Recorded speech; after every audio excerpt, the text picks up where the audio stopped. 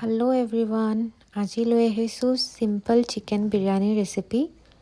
আহকচোন মই কেনেকৈ বনাইছোঁ চাই যাওক। দেখিছে চিকেনখিনি ভালদৰে ধুই লৈ তাত দিছোঁ টেঙা দৈ আধা কাপ, হালধি, ৰেড চিলি পাউডাৰ, গৰম মছলা পাউডাৰ আৰু দিছোঁ আদা নহৰু পেষ্ট।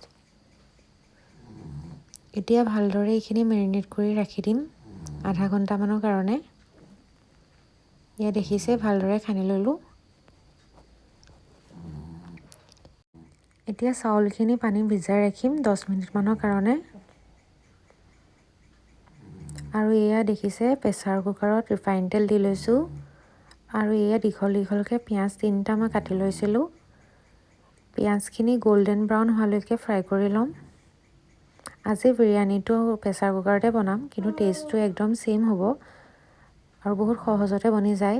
দেখিছে তেলখিনিত মই জিৰা অলপ দি লৈছোঁ আৰু চিকেনখিনিৰ কাৰণে 2টা পিঁয়াজ কালাৰ চেঞ্জ হোৱালৈকে ভাজি লৈছোঁ। আৰু আদা নহৰু পেষ্ট এচামুচ দি লৈছোঁ। আদা নহৰু পেষ্ট দুবাৰ ইউজ হ'ব, এবাৰ মেৰিনেট কৰোঁতে এবাৰ গ্ৰেভিটোৰ কাৰণে। লগতে দিছোঁ বিলাহী এটা আৰু জলকীয়া 2টা। বিলাহীখিনি গলিবৰ কাৰণে নিমখ দি লৈছোঁ। আৰু চিকেনখিনি দি ল'লোঁ।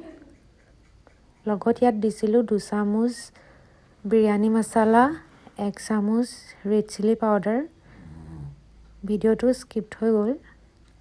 আৰু দিছোঁ আধা কাপ পানী, এটা হুইচেল মৰালৈকে ৰাখি ল'ম। দেখিছে এটা হুইচেল মৰাৰ পিছত পানীখিনি আছেই। লগত দিছোঁ ধনিয়া আৰু ফ্ৰাই কৰি ৰখা পিঁয়াজখিনি। 2টা লেয়াৰ কৰিব লাগিব বিৰিয়ানীৰ কাৰণে। ফাৰ্ষ্ট লেয়াৰটোত দিছোঁ ধনিয়া, পিঁয়াজ আৰু অলপমান নিমখ। লগতে দিছোঁ দেশী ঘি, তেতিয়া ফ্লেভাৰটো ভাল হয়। আৰু ভিজাই ৰখা চাউলখিনি এতিয়া ইয়াত দি ল'ম।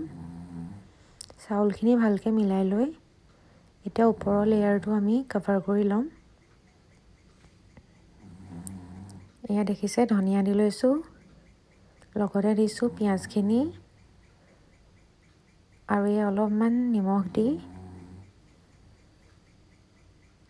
এতিয়া ইয়াত এড কৰিম ঘি, লগতে অলপমান বিৰিয়ানী মছলা আৰু কেশৰ আৰু গাখীৰখিনি ইয়াত দি লৈছোঁ।